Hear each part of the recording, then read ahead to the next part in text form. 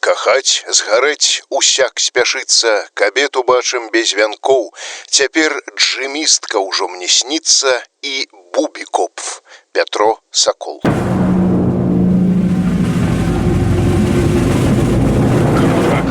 Кракатук. Беларуская музыка ўсіх часоў і стыляў у аўтарскай праграме Віктара Сямашкі. Кракатук. Міжваенная Коўна называлі маленькім Парыжам. Не ў апошнюю чаргу, дзякуючы рэстарацыйным музыкам, якія перабраліся ў тагачасную сталіцу незалежнай Літувы, з Вільні, заняты палякамі. Менавіта літвакі сталі піянерамі літувійскага джазу і мясцовая нацыянальная эстрада ўвогуле. Ці перасякалася хоць неяк з джазам жыццё ковенскіх, а заразом і рыскіх беларусаў. Таксама дазнаемся цягам бліжэйшыя гадзіны, і зноў давядзецца завітаць і ў Берлін. Эпізадычна будзе ўсплываць Амерыка і зрэць час нагадваць пра сябе ўсходняя, то бок савецкая палова тагачаснай Беларусі. Пачынаем ужо 54-й эпізод нашага радыёсерыялу «Джаз БССР. Перад. Гісторыя наадварот». Так, прыстаўка «перад» дазваляе гаварыць не толькі пра ўласна джаз і не толькі пра выключна беларускі, але пра ўсё, што мае ўплыў дачынення ўзаемасувязі ды перасячэнні з заяўленай тэмай нашага даследавання.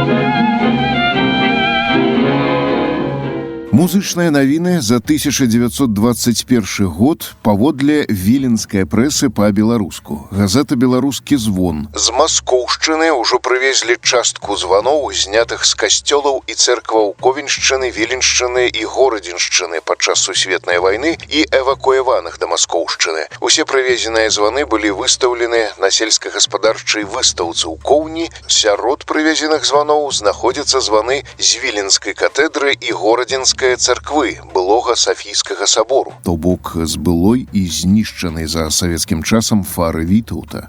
Газета «Наша думка». Беларускі клуб у Коўні. Урачыстае адкрыццё клубу адбылося 2 чэрвеня. Адрас клубу Коўна, Лайсвес алея, алея волі, 66.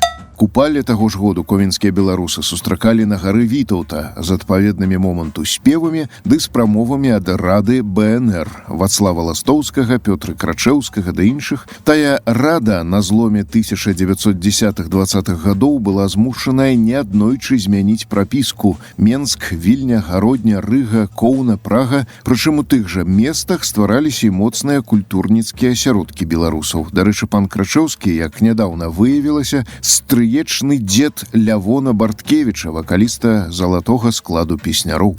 Кракатук. Што гучэла ў Коўне да прыезду ўжо вядомых нам з мінулага выпуску музыкаў з Вільні, ступеляў, хафмэклераў ды банкаў. Давайте пачнем не з музыкі, а з, так бы мовіць, лінгвістыкі. Па стане на канец 19 стагоддзя падчас перапісу большасць ковенскіх жыхароў пазначыла родным ідыш, на другой пазіцыі стаяла расейская, на трэцяй польская. Літувійская мова толькі на 4. 1934. Па стане на 1926 год беларусаў грамадзянаў Літвы налічвалася 4420, пісаў часопіс «Покліч». Раскіданы яны дробнымі кубкамі амаль па ўсей Літве, крыху згусціўшыся ў троцкім павеце. Частка беларусоў залічылася сябе, альбо імкнецца да расейцаў, частка да палякоў, адзначала выданне. На такую колькасць паўплывала і эміграцыя беларусаў у Амерыку або перасяленне ў Сібір, Туркестан і Каўказ, меркавала рэдакцыя. Натуральна, што за міжваенны перыяд моўная сітуацыя істотна змянілася, у тым ліку з дапамогай музыкі. Аднак у першыя гады незалежнасці Літвы ў сферы адпачынку яшчэ адчуваўся каланіяльны ўплыў, сведчыць музыказнаўца Рута Скудзеня. Это были харчмы с скрипачами, с пивом, водкой и так подобное. Сознание изменилось, когда люди развлечения и свободное время они трактировали совсем иначе. И появились модерные кафе, рестораны, кино. Их создалось очень много в маленьком нашем городе, в Каунасе. То место, где могло звучать развлекательная музыка. Были такие новые ритмы. Танго, фокстрот, чарльстон. Это то, что пришло из Запада, из Америки тоже. Папулярны па стылі расейскі фокстрот прыйшоў у Коўна з Варшавы. Кампазітарка, нагадаю, Фанні Гордан. У версіі Хафмеклер бэнду тэма звалася «Паланго з Юрой» – «На моры ў Паландзе».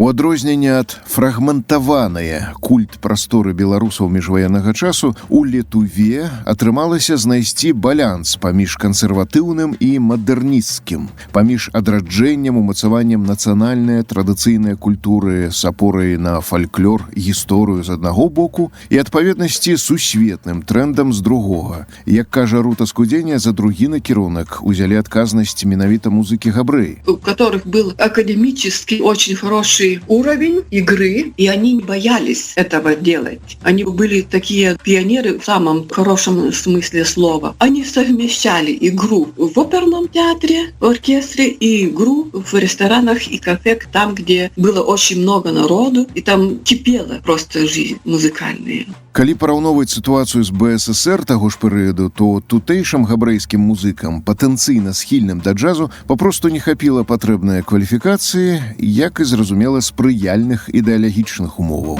Кракатук.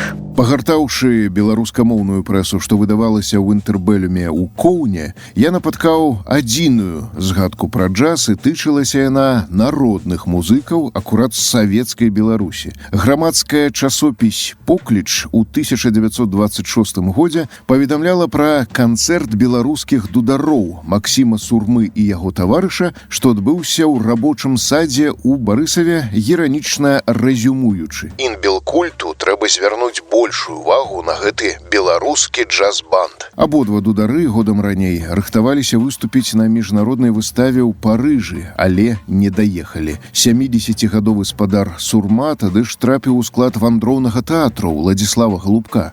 Дзеля ілюстрацыі запіс іншага дудара з Полаччыны Хведара Стэся, 1939 год.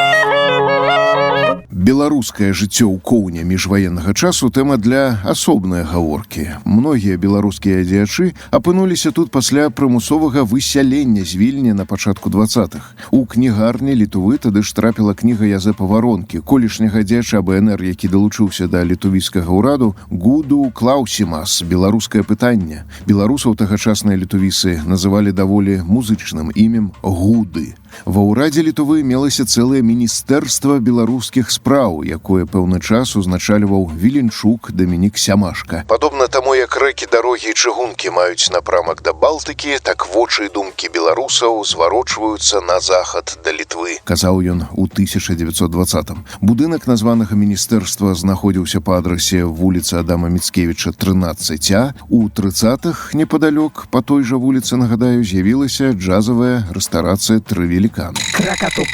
З 1923 года ў Літуве працаваў беларускі цэнтр, які каардынаваў іншыя беларускія суполкі і спрычыніўся да цыклю радыёлекцыяў па-беларуску. Часопіс «Крывіч» у тым жа годзе паведамляў аб прапанове Клаўдзія Душ-Душэўскага стварыць лігу беларускай культуры для аб'яднання інтэлігенцыі ў эміграцыі. У 32-м паўстала беларускае культурна-прасветнае таварыства, на базе якога арганізаваўся беларускі народны тэатр з пастаяннай трупай у Коўне. І ў чэрвені таго ж году у Ковенскай ратушы адбыўся беларускі канцэрт-баль. У праграме заяўляліся такія беларускія кампазітары, як Туранкоў і Аладаў, а сярод літувійскіх аўтараў значыліся Чурлёніс, Шымкус, Талат Кялпша. Сведкі казалі, што Лявоніха ды Чачотачка выконваліся на біс, а завершылася ўсё скокамі да рання. Удзельнікаў неўзабаве пералічым.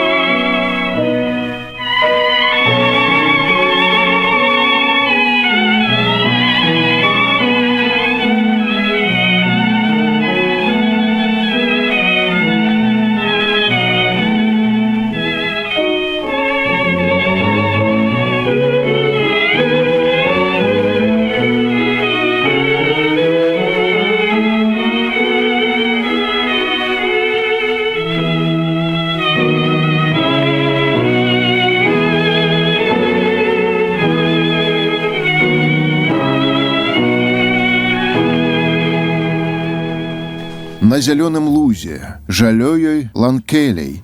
Кампазіцыя Йозаса Талата Кялпшы мелася і ў рэпертуары братоў Хафмэклераў, чый запіс мы пачулі. Спадар Йозас, дарэчы, паходжаннем з велікалітоўскіх татараў, у дарэвалюцыйны час вучыўся ў Вільні, граў на аргане ў касцёле Святога Мікалая і кіраваў беларускім хорам. Паводле падлікаў музыказнаўцаў, кампазітар запісаў і апрацаваў болей 700 беларускіх і літувійскіх народных песень. Падчас Першай сусветнай вайны служыў у Магілеве, а пасля яе заканчэння паспеў пастажыравацца ў Берлінскай акадэміі мастацтваў акурат перад пераездам у Коўна, паколькі Вільня была захопленая войскам Жалігоўскага. Талат Кялпша пасяліўся на той самай алеі Свабоды, дом 69, стаў адным з арганізатараў і пастаянным дырыгентам опернага тэатру ў Коўне. Памёр у 49-м годзе, як кажуць падчас радыётрансляцыі ўласныя кантаты пра Сталіна. Кракатук. На згаданым намі беларускім канцэрт-бале ў Коўне выступіла трыё. Спявак, хормайстар і паэт Антон Матач з беларускімі народнымі спевамі свайго кшталту Ковенскі Рыгор Шырма, спявачка і піяністка Цыглерайце, ды Анеля Латонас, якую пазначалі ў прэсе як беларуска-літоўскую спявачку з беларускімі ды латыскімі народнымі спевамі ў творчым багажы. Яна грала ў беларускім народным тэатры ў Рызе. У 33-м годзе мела выступы на рыскім радыёфоне. А мужам пані Латонас стаў беларускі вайсковы дзеяч, балаховец Мікалай Дзямідаў, родам з Падляшша, чый батальён аказаўся апошнім беларускім падраздзяленнем, якое ў адкрытым баі супраціўлялася бальшавіцкім войскам. Дадам, што ў 33-м у Коўне з'явіўся хаўрус беларусаў Літвы, канкурэнт Белцэнтру, адкрыўся Беларускі народны універсітэт у памяшканні клубу «Беларуская хатка» на вуліцы Крашэўскага, 34. Меліся іншыя беларускія камітэты, таварыствы, аддзелы ды гурткі, то бок беларускіх арганізацыяў, прадстаўнікоў інтэлігенцыі ў незалежнай Літве хапала, але з джазам яны ніяк не перасякаліся, у адрозненне ад беларускага асяродку ў суседняй Латвіі.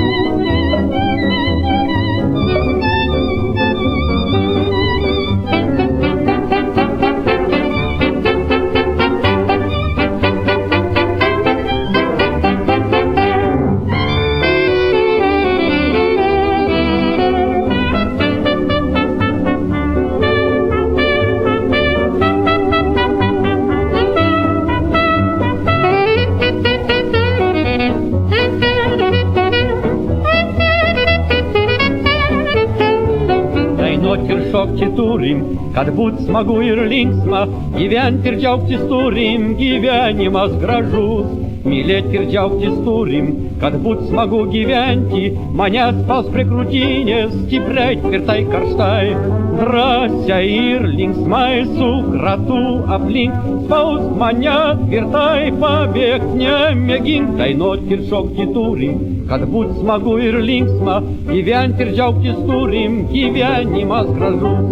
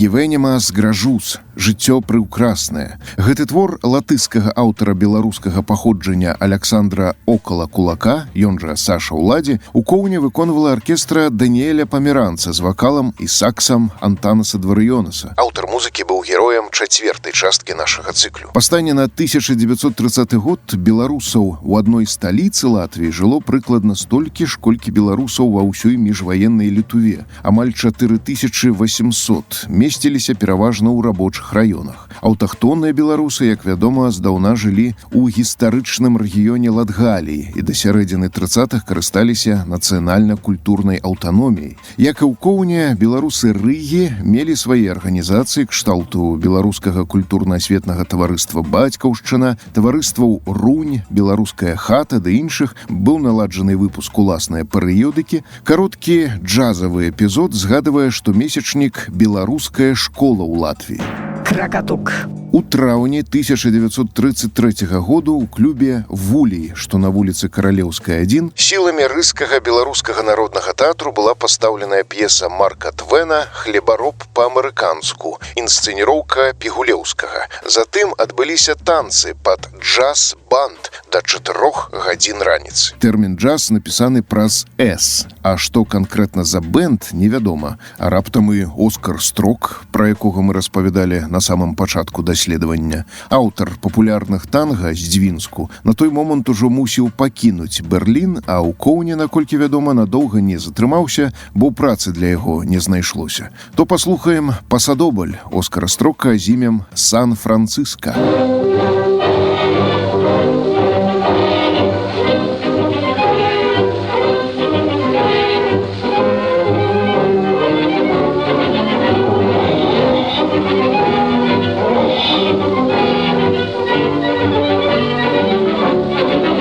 Сан-Франциско, ты город химеры, столица денег и разных чудес.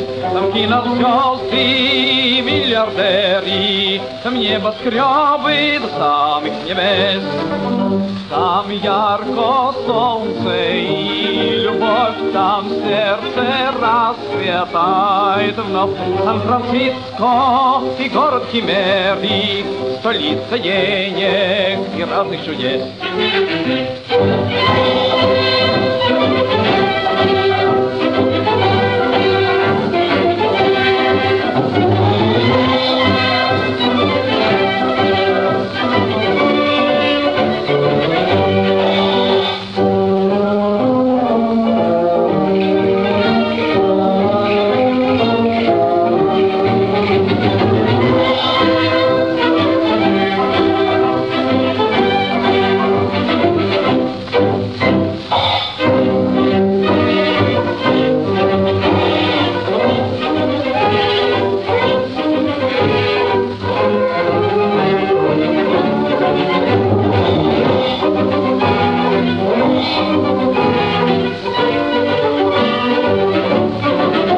Сан-Франциско, ты город химеры, столица денег и разных чудес.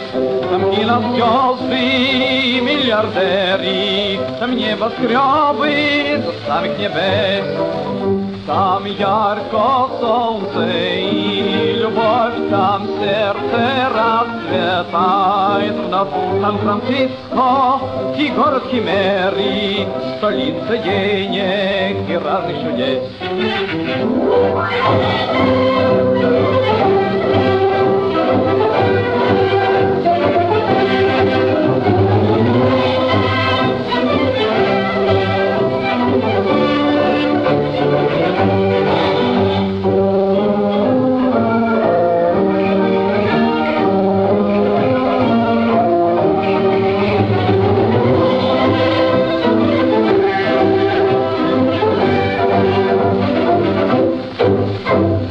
У першай рыскай беларускай школе ў 33 годзе дзеці сярод іншага танчылі на ранішніках кляп-дэнс. Але гэта нямецкі парны танец з узаемным плясканнем у далоні, які да каля-джазавых не аднясеш. Беларуская драматычная дружына ў Дзвінску уключала невялікі музыканцкі склад. На архіўным фотаздымку 21 году бачныя гітары, гармонік ды балалайка. Тут нават па часе для джазу ранавата, не кажучы пра інструментар. Што тычыцца «Хлебароба па-амерыканску», то ён ставіўся рыскім беларускім народным тэатрам і роўна годам раней, у 32-м. Ролю «Боя» выконвала акторка ды выканаўца народных песень Ганна Бедарова. Зараз, папярэджваю, будзе цэлы россып падвойных жаночых прозвішчаў, бо менавіта на іх трымалася беларускае музычнае жыццё ў міжваеннай Латвіі. Шкада толькі, што не можам пачуць галасы ды ацаніць творы, стылістыку ў прыватнасці. Кракатук.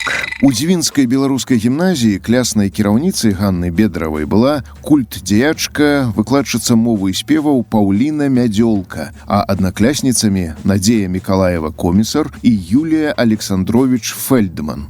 Абедзве скончылі латвійскую кансерваторыю, Надзея як спявачка, Юлія як кампазітарка. Спадарня Мікалаева праявіла сябе таксама як актрыса і паэтка. Спадарня Александровіч рабіла спевамі вершы беларускіх паэтаў з Латвіі, у тым ліку Галены Івановай, Пятра Сакола, сапраўднае прозвішча Масальскі, які адзначыўся і ў якасці актора. І часта Юлія сама акампанавала спявачкам на фартэпіяна. Спадарня Бедрава, у прыватнасці, выконвала творы кампазітаркі. На рахунку аўтаркі таксама опера на словы Яна Райніса «Пут Вейні» «Дзьміце вецярочкі», зразумела па-латыску. Дарэчы, на тэкст іншыя беларускі з Латвіі Вольгі Сахаравай напісаў оперу Віленчук Канстантин Галкоўскі. У канцэртовых анонсах пачатку 30-х Ганну Бедраву-Шаўцову прадстаўлялі як вольную мастачку разам з каляжанкамі піяністкай Вольгай Бароўскай-Пігулеўскай і згаданай ужо спявачкай Анеляй Латонс-Дзямідавай. Апошняя пасля вайны эмігравала ў ЗША разам з мужам. На заканчэнне першай паловы выпуску яшчэ адна тэма строка з гавайскай гітары.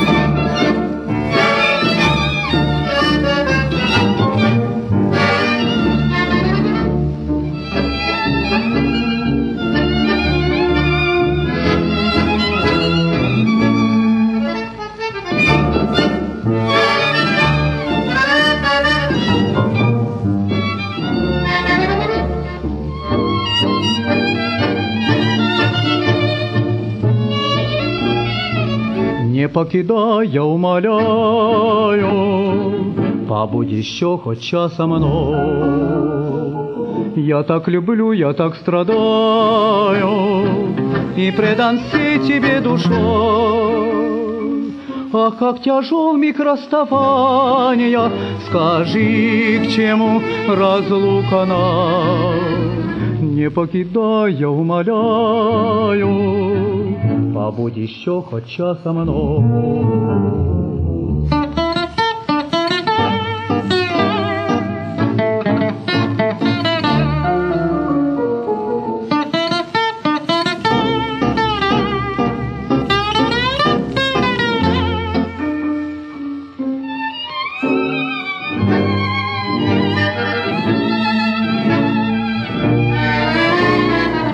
Не покидай, я умоляю, побудь еще хоть час со мной.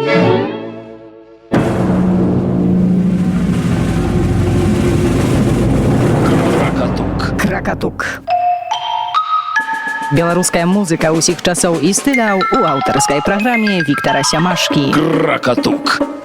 Вільня, Піцер, Рыга, Берлін, Коўна. Гэтыя, як і многія іншыя пункты, злучыў у адзін маршрут сваёй творчай біяграфіі Данііл Дольскі. Не блытаць з акторам Барысам Дольскім, які ў міжваенні граў у БДТ-1, беларускім дзяржаўным тэатры ў Менску. Стартам для пана Данііла стала адпаведна Вільня, 1891 год народзінаў, сям'я габрэйскага камерсанта, сапраўднае прозвішча па бацьку Бройдэс. Адразу засведчым, што ковенскі этап артыстычнай кар'еры заняў усяго пару гадоў, але цяпер яго лічаць патрыярхам, пачынальнікам літувійскай эстрады. Ён паспеў пабыць шматмоўным спеваком, комікам, акторам, рэжысэрам, журналістам, літаратарам. За савецкім паваенным часам плыткі з запісамі Данііла Дольскага трапілі пад забарону на ўвоз. Імя артыста замоўчвалася, нават магіла заставалася невядомай.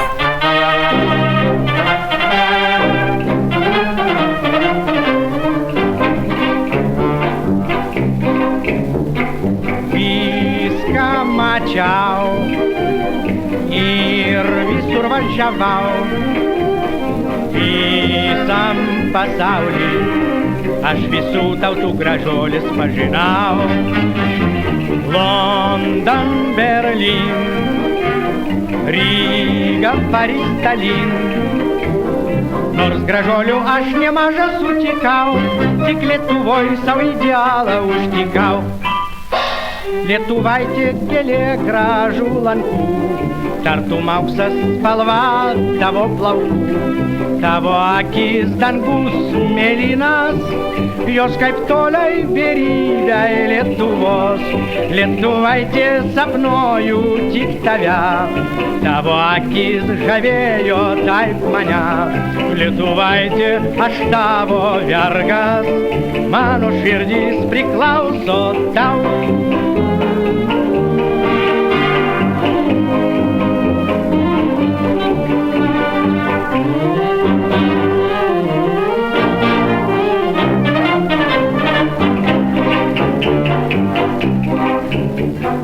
Ciężko ja ubis, kam anti do czerdis,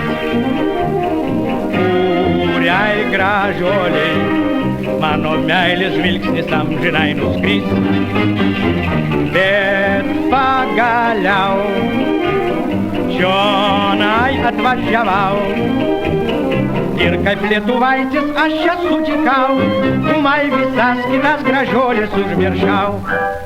Летувайте, геле гражу ланку, Тартумаўся спалва того плавку, того аки здангус мели нас, ёскай птоляй беривяй летувоз, летувайте со мною тиктавя, того аки сжавеё тай маня, летувайте аж того вяргас, ману ширдис приклаусо тау.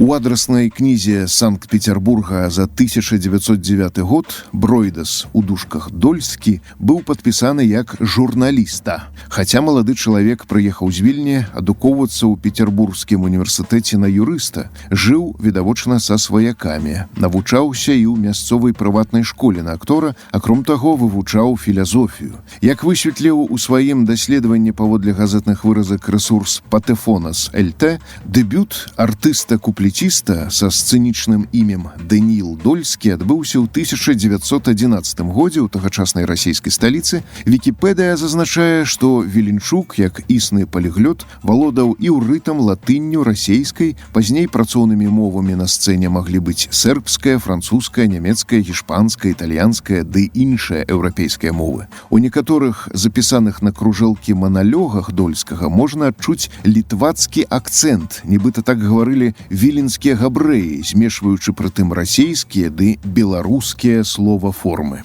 Бога нет, нет Бога. Говорите мне так, говорите мне сяк, а я, Мотя Абрамович, категорически вам заявляю, Бога нет. Ей-богу нету Бога. Если Он есть, если Он всехвишний, всемогучный и вездесущный, так как Он может допустить, чтобы я, Мотя Абрамович, оберемененный и 6 детьми, вот так мучился? Вы не знаете, я же торгую с яйцами, и с курами, и с петухами, вообще и с птицей. Так и с ранним утречком, когда еще сам Бог спит, и мои деточки тоже сплят, я тихохонько встаю из кревети и иду открывать свою торговлю. Рядом с лейзером. Вот это так лейзер, а вот это так я. Так первым делом до меня приходит Неша. Это моя первая порция. Так она говорит, так быстро. Можете дать мне 100 свежих яиц, 100 свежих, чтобы я могла промешать, только не давать так, как в прошлый раз, потому что покупатели говорили, что это было не курчачьи яйца, а петушачьи яйца. Одним словом, она так быстро говорит, что я и сухом не поспеваю за ней поспеть. Кракатук. Цягам перадрэвалюцыйнага быцця ў Петербурзе Даніл Дольскі змяніў некалькі адрэсаў. Ягоныя сталыя пляцоўкі для выступаў, начная рэстарацыя з летняй эстрадай Вілля Раде, што належала сябру царскага фаварыта Рыгора Распуціна, і тэатр кабарэ «Палас», дзе цяпер месціцца тэатр мускамедыі. У арсенале артыста лёгкія песенькі, гумарэскі, пародыі, мініятуры, скетчы, анекдоты. комік не толькі агучваў свае тэксты са сцэны, але і друкаваў аповеды, жарты, гратэскі ў выданнях кшталту сатырыкону. Стаў чальцом Петербургскага саюзу драматургаў і кампазітараў. Наступная танга менавіта на ягоную музыку.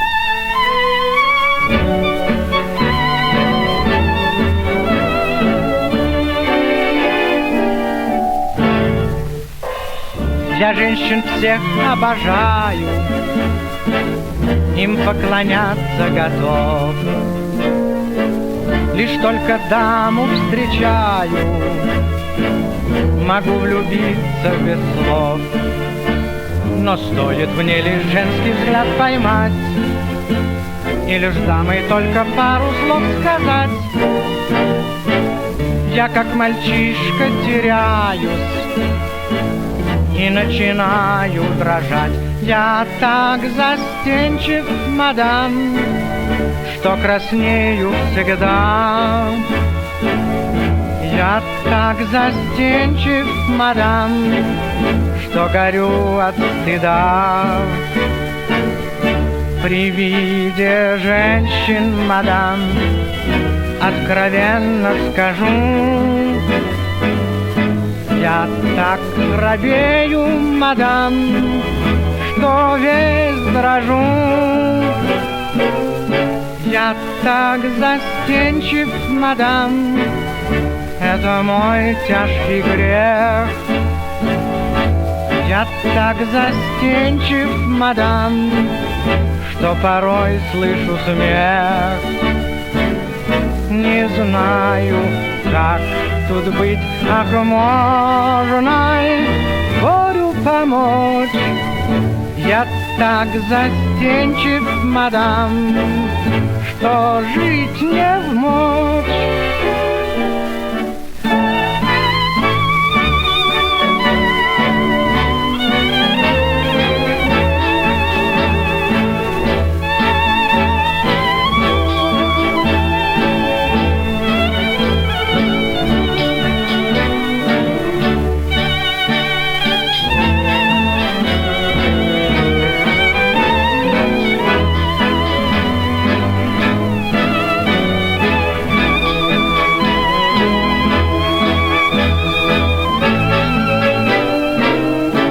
Я так застенчив, мадам, это мой тяжкий грех.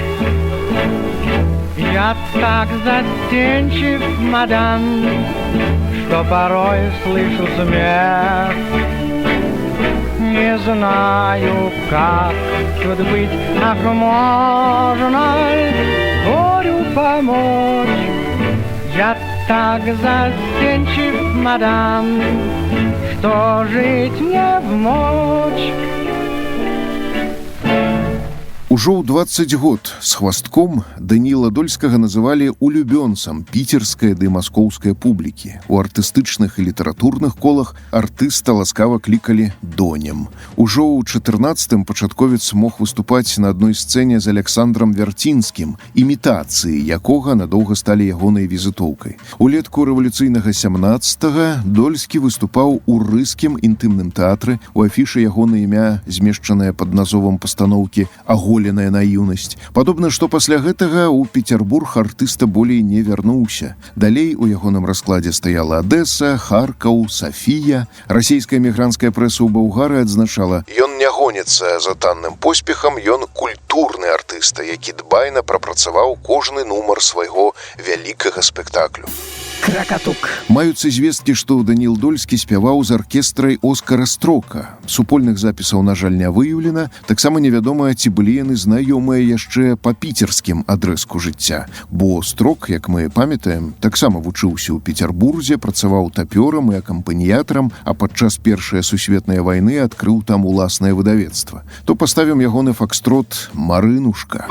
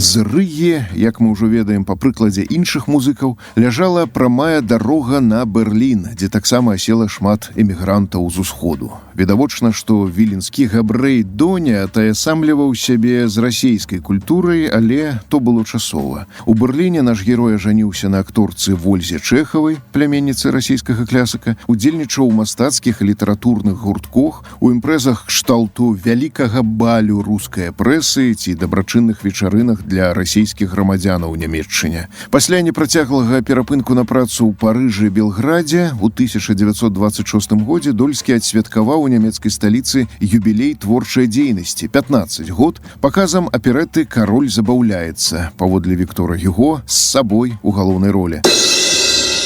Варта адзначыць, што Даніил граў не толькі ў эмігранцкіх пастаноўках. Да прыкладу, меў ролю ў аперэце Рудольфа Нельсона «Weißt du was, wir heiraten» «Ці ведаеце, мы ажэнімся», у аперэце Сінді Джонса «Гейша» ды іншых. Паспрабаваў сябе як рэжысэр у шоу «Вакол свету», што дэманстравалася ў Штутгарце тэатрам кабарэ «Карусель». Адзначыўся і ў нямецкім кінематографе, выканаўшы ролю слугі ў нямым фільме «Der Adjutant des Zaren» «Царскі ад'ютант». Між іншым, тут рэжысэрам выступіў нараджэнец украінскага горада Дняпра, тады Екатерынаслаўля Владзімір Стрыжэўскі. Кракатук.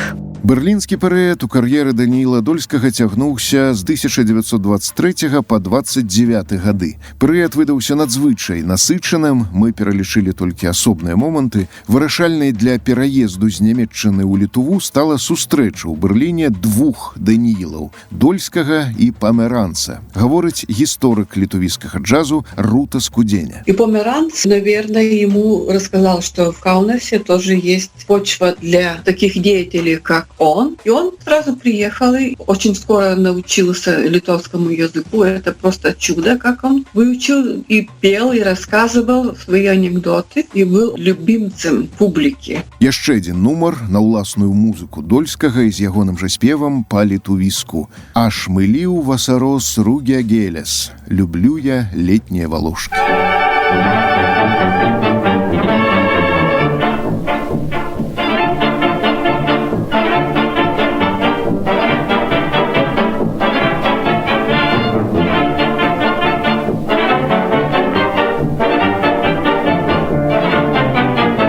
Šmilių vasaros rūkia gėlės, jos taip švelniai vilioja mane, jos kaip akis mano smergužėlės, aš mačiau jas šiandieną sapne ir jaučiu aš, kad vasara eina, sužydės vėl laukai gilimis, vėl jausmai mano širdin ateina, rūkia gėlės vėl bus su mumis.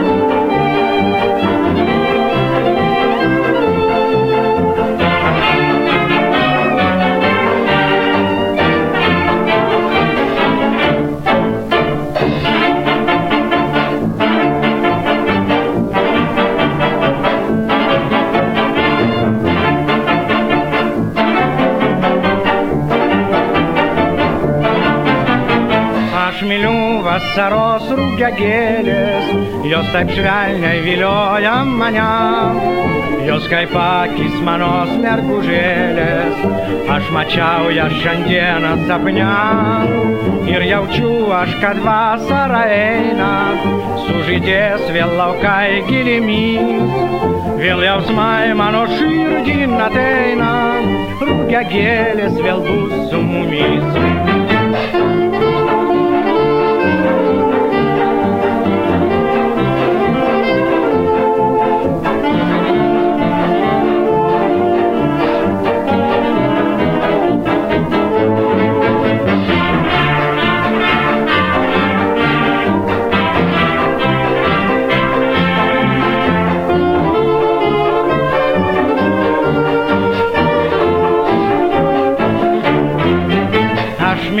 vasaros rugiagėlės, jos taip švelniai vilioja mane, jos kaip akis mano smergužėlės, aš mačiau jas šiandieną sapne. Ir jaučiu aš, kad vasara eina, sužydės vėl laukai gėlėmis, vėl jausmai mano širdin ateina, rugiagėlės vėl bus su mumis. Колькі словаў пра ўжо неаднойчы намі згаданага Даніэля Памеранца. З пачаткоўцаў джазу ў Літве ягоную аркестру вылучала найбольшая блізкасць да свінгу, таму калектыў лічыўся ў Коўне галоўным супернікам хафмеклер-бэнду, распавядае Рута Скудзеня. Но он не так рано начал играть в кафе и ресторанах, как Хофмеклер. Но его записи с Антанасом Дворенцем, это может послужить неплохой Ілюстрацыі. да. Перад тым пан Памеранц займеў багаты нямецкі досвед. Пасля Ковенскай музычнай школы вучыўся ў Берлінскай кансерваторыі, наведваў скрыпічныя майстар-клясы ў Вене, ды граў у папулярных аркестрах Дайоса Бэла і Марка Вебера, дзе мог супрацоўнічаць з нашымі ранейшымі персанажамі. То бок падобна, што Памеранц у бэндзе Бэла мог граць з Мішам Шпалянскім, а ў бэндзе Вебера з Адольфам Рознерам, пакуль той не далучыўся да Вайнтраубс Синкопейтерс. З Веберам тады ж супрацоўнічалі і іншыя героі цыклю Маракс Беларусаў і Оскар Строк. Адсылаю частку 5. Кракатук. Ковенскі хафмеклер-бэнд, дарэчы, разам з Данілам Дольскім выконваў адзін з хітоў берлінскіх сінкапатараў «Ляс міх», у перакладзе на літувійскую «Лейскман». Дазвольце мне.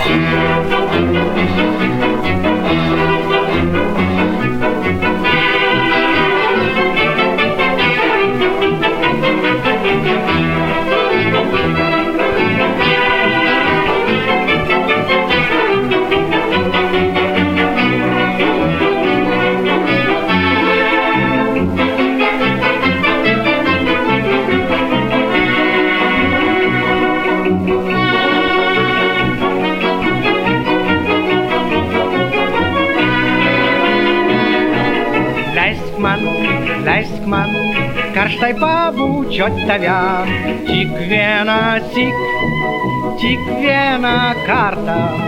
Leisk man vienąsyk priglaust tave, tavo akim žavėtis verta, prie tavo kojų aš ramiai mirgaliu, meilės rėtėžos aš taip senai kaliu.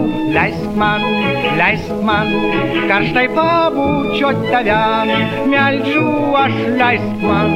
Leisk man,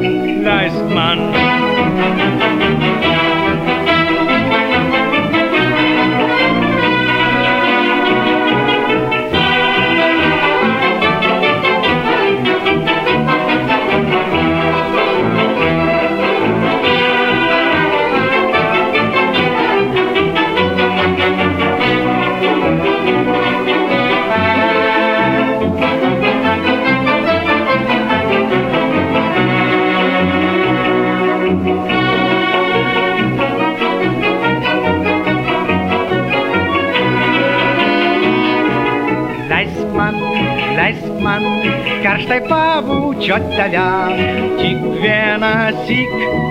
tik vieną kartą.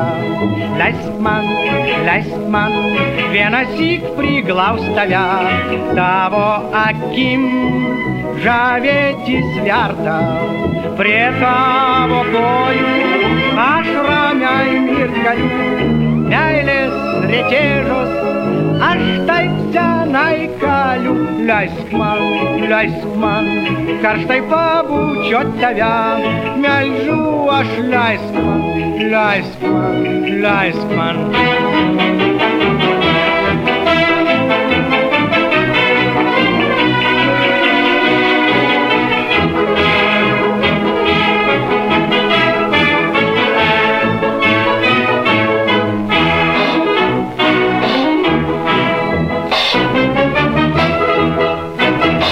Як і Рознар, Памеранц мусіў пакінуць Берлін з прыходам да ўлады нацыстаў. Таму з 1933 году атабарыўся на радзіме, сам быў родам з Шаўляя. Джаз-бэнд Даніэля Памеранца, складзены з мультыінструменталістаў, стабільна граў у ковенскіх кавярнях «Конрадас» і «Моніка», запісаў шмат модных танцаў для фірмы «Коламбія», якія выдаваліся ў Великабрытаніі ды Злучаных Штатах. Калектыў з імем «Померанц Мьюзік» выступаў і ў міжваенным Беластоку, але няясна, ці з тым памеранцам на чале, бо быў і іншы, пружанскі.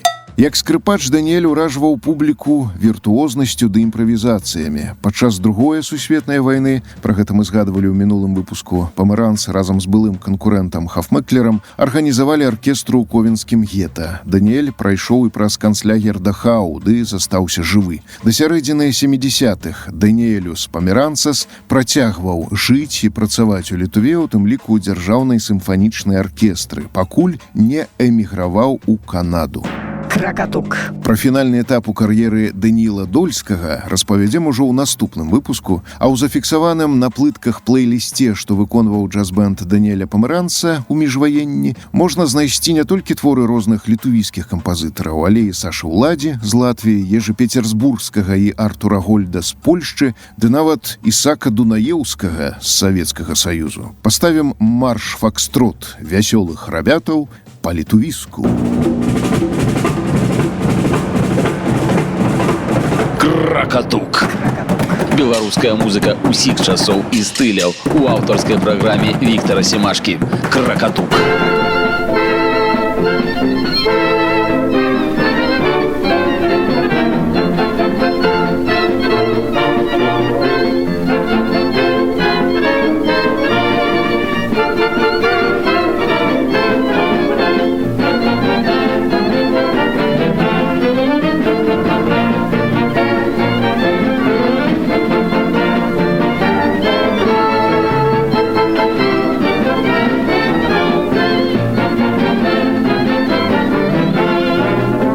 Dainele că-i vina mums șirdi, I mums ljudeti ne lejs niekados. O daina mili jaunir seneliai, Nes jos klausytis malonu visados. Daina padės mums gyventi ir mylėti, Daina padės mums užmiršti vargus. Ir tas, kas linksmas ir mėgsta dainuoti, Tas niekuomet su daina nebepražus.